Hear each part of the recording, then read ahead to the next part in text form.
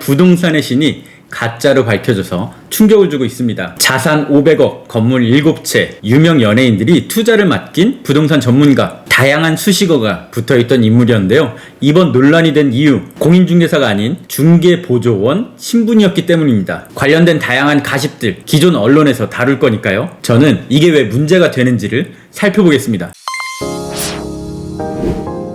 언론에서 아주 다양한 호칭을 붙여준 인물이죠. 마리텔, 자본주의 학교, 심지어 집사부 일체까지 출연했습니다. 집사부 일체에서 많은 유명인들 거론했는데요. 서장훈 씨, 이승철 씨, 이시영 씨 등이 제 손을 좀 탔던 분들이라고 얘기를 했습니다. 얼핏 봐도 중개행위를 한 것처럼 보이긴 하는데요. 자신이 갖고 있는 건물 7채, 등기부 등본 파일철까지 보여주면서 전문가로서 이미지 메이킹을 계속했죠. 그 타이틀로 부동산 컨설턴트, 부동산 전문가란 표현이 많이 붙었고요. 공식 직함으론 땡땡 부동산 연구원 원장이란 표현을 썼습니다. 한 방송에서 서경석 씨가 몇 기냐라고 물었을 때 10기다 라고 대답하면서 공인중개사를 사칭한 것처럼 논란이 벌어졌습니다. 공인중개사 자격증이 없는 중개보조원인 걸로 드러났죠. 이게 왜 문제인지 짚기 전에 공인중개사, 중개보조원 어떤 차이가 있는지 알려드릴게요. 우리가 흔히 부동산 사무실에 들어가면 마주치는 사람이 두 가지 분류가 있습니다. 공인중개사 자격증이 있는 분,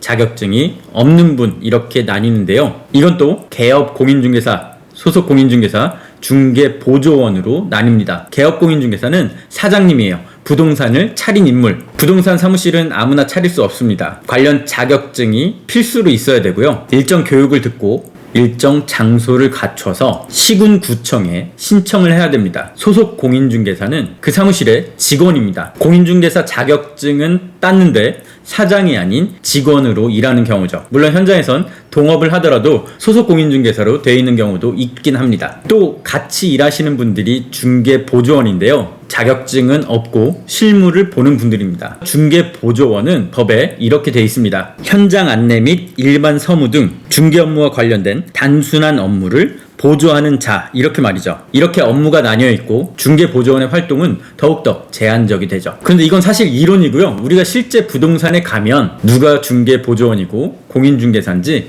잘 모릅니다. 법에는 이렇게 업무를 나누라고 돼 있지만 업무 영역을 정확히 나누기가 애매하고요. 서로서로 업무가 크로스 되기도 합니다. 그럼 누가 공인중개사고 중개보조원인지 어떻게 구분을 하면 될까요? 세 가지 방법이 있는데요. 첫 번째, 명함을 보십시오. 부동산 명함엔 직함이 들어갑니다. 보통 개업중개사는 소장 또는 대표란 타이틀을 달고 있고요. 그 외에 대리, 과장, 차장, 실장, 이사, 전무 아주 다양합니다. 그런데 이 직함만으로는 구분을 할 수가 없고요. 공인중개사는 100이면 100, 다 공인중개사라고 명함에 적어 놓습니다. 이게 뭐 법에 딱 규정되어 있지는 않지만 힘들게 딴 자격증이니까 굳이 표현 안 할 이유가 없겠죠. 두 번째 방법, 사무실에 걸려있는 자격증을 보시면 됩니다. 이건 법에 나와 있어요. 공인중개사는 그 자격증을 사무실 어딘가에 잘 게시를 해놔야 됩니다. 사무실에 3명이 있는데 자격증이 2명만 있다. 그러면 공인중개사 2명, 나머지 1명 중개보조원이란 뜻이겠죠.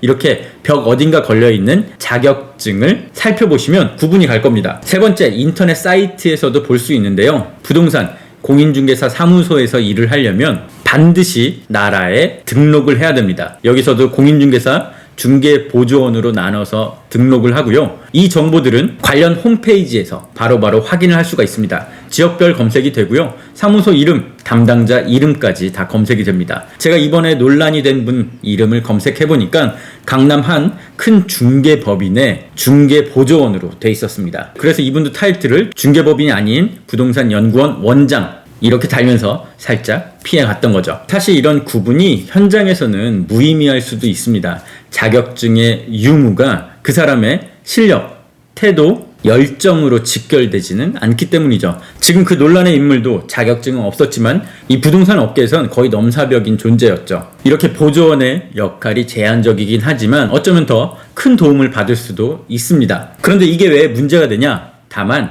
선을 넘으면 안 되기 때문이에요. 중개 보조기 때문에 직접적인 중개 행위의 주요 업무를 볼 수는 없습니다. 단순 업무만 봐야 되고요. 그래서 그 구분은 계약서 작성하는 순간에 나타나게 됩니다. 반드시 명심할 것, 계약과 관련된, 즉 계약서 작성과 관련된 모든 사항은 공인중개사, 개업 공인중개사를 통해서 하셔야 됩니다. 개업 공인중개사 부동산을 차린 분과 직접 하셔야 되고요. 그분이 입회하에 하셔야 됩니다. 이렇게 모든 계약의 완성은 그 부동산 소장님이 다 책임지고 있다는 거고요. 간혹 이런 경우 있어요. 그냥 업무를 맡았던 분이 실무자였기 때문에 계약까지 쭉 진행하는 것. 그런데 중개보조원은 이런 행위를 해서는 안 되고요. 소속공인중개사는 이 정도까지는 괜찮습니다. 문제가 되는 건 개업공인중개사 없이 중개보조원 혼자 할 때입니다.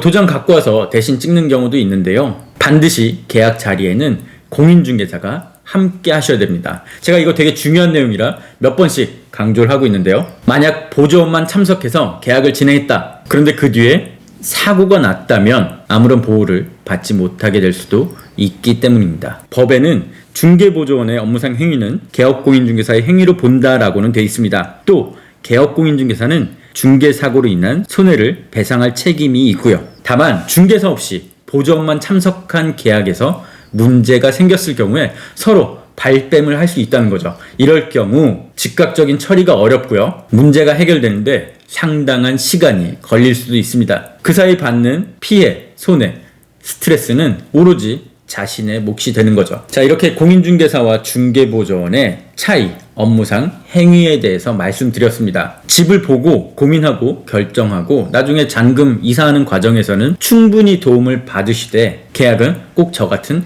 개업 공인중개사와 하시길 바라겠습니다. 다음에도 더 좋은 정보로 찾아올게요. 지금까지 부친이었습니다.